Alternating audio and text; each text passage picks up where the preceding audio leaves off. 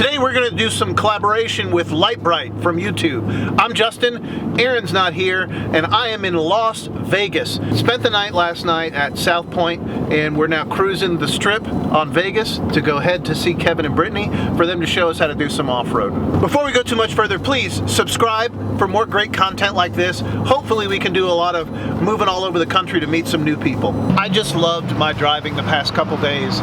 If you're a car person, and if you're watching this show, I assume you are, whether it's fast car or Cayennes, you need to make sure that you make the trip out west through Colorado. I drove 1,000 miles the first day, going up through Colorado, over to the west to come down through Utah.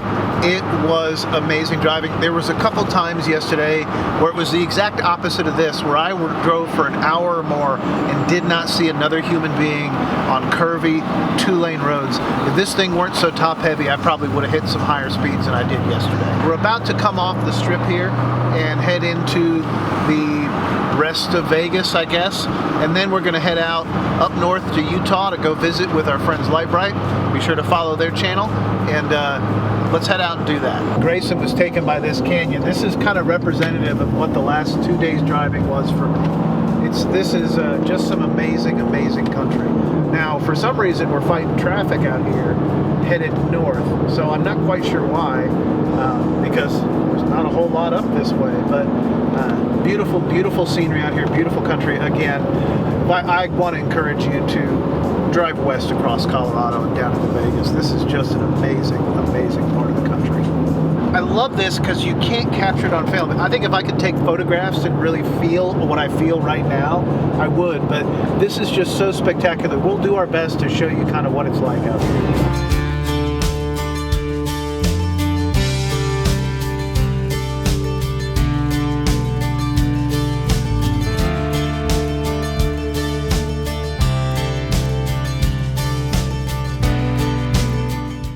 We're on the home stretch. We're about to get to the Lite Brite compound here, and we'll do some touring. And what beautiful country. You know, I was questioning when they moved out here, but now I totally understand why. An amazing, amazing country out here. All right, we made it to the ultra secret Lite Brite compound here in beautiful Utah, and we're going to do a little bit of touring of their garage. And there they are right now. Hello, Kevin and Brittany. These are our friends Lite Brite. What's up, you guys? Hey, hey. Thank you. What a great drive out here. I was questioning why you guys would move to nowhere, Utah, but I get it. It's amazing. Coming down through Utah yesterday and through Colorado, just incredible. So now I understand. Beautiful. We're very centrally located to everything off-road. Sure. From Colorado to Arizona to California to New Mexico and here. Right. It's just, it's everything's within a half a day's drive. Now, yeah, Moab's not far from here at all, right? No, just 2 hours. Yeah, so incredible. So we're here at your compound.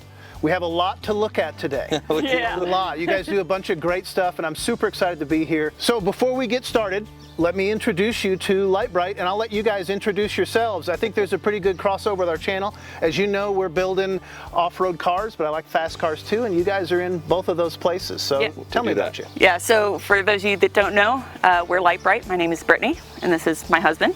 Kevin. I thought you were going to say it. So basically, we have a YouTube channel called Lite Brite, and it's primarily based around off-roading. However, both Kevin and I come from race cars, specifically drifting.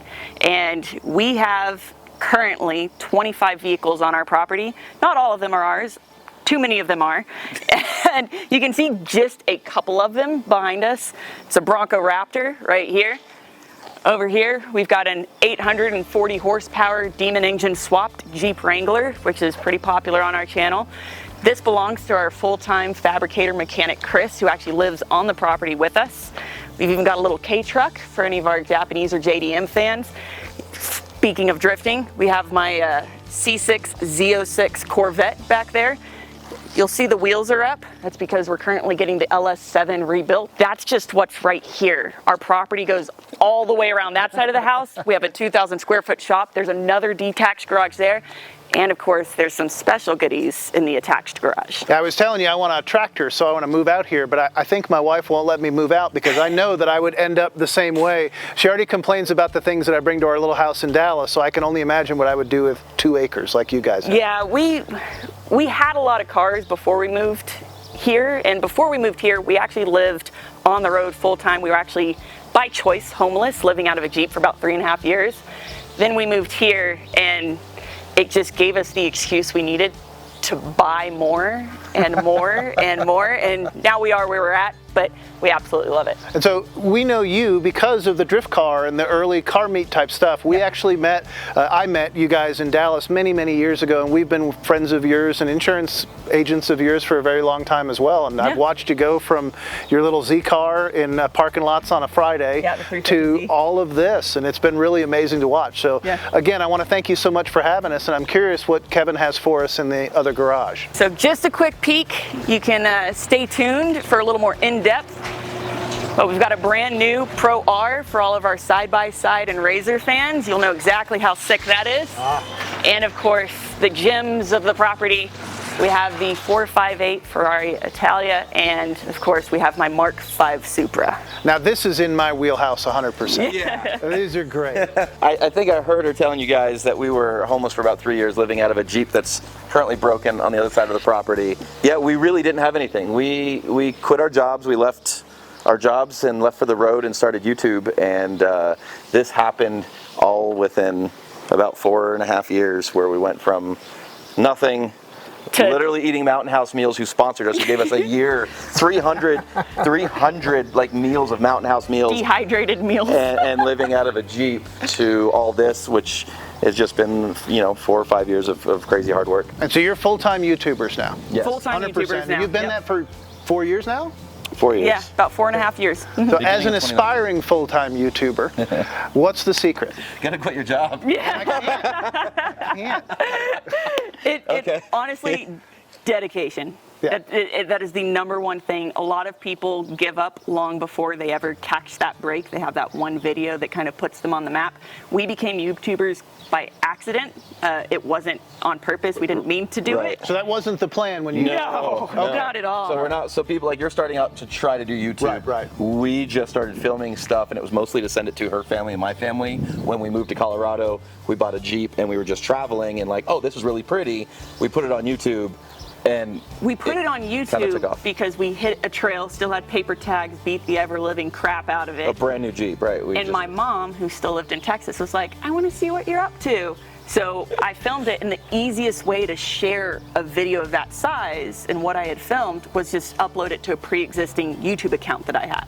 Really? But it wasn't like, oh, I'm going to post this and I'm going to get so many views. So there was no production value? No, I literally uploaded it, sent the link to my mom and my dad and my brother, and then like a week later it had a few 100,000 views, and we just were like, oh. Actually, what happened was after that, she went on a show called Hyperdrive. It was on Netflix. Right. They put us on like a month-long media blackout, and so we're watching our YouTube channel grow, and we're watching subscribers and watching all this, and we weren't allowed to post anything. Oh, okay. So that turned into like, oh my God, what do we do? And so it grew on its own for like a whole month of nothing happening on our end.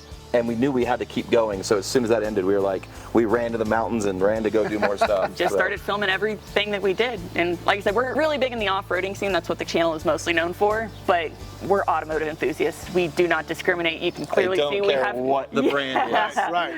We have a little bit of everything. Well, we have a lot of stuff to see, and I'm not going to try to cram it into this video because, what do you say, 25 cars around here? A lot. I think that's longer than most people are going to watch on my channel anyway. So do subscribe, though, for the rest of it. Thanks for watching, and stay tuned. This is going to be a lot of stuff we're going to do with Kevin and Brittany here. I look forward to it. They're going to teach us how to off-road. Stay tuned.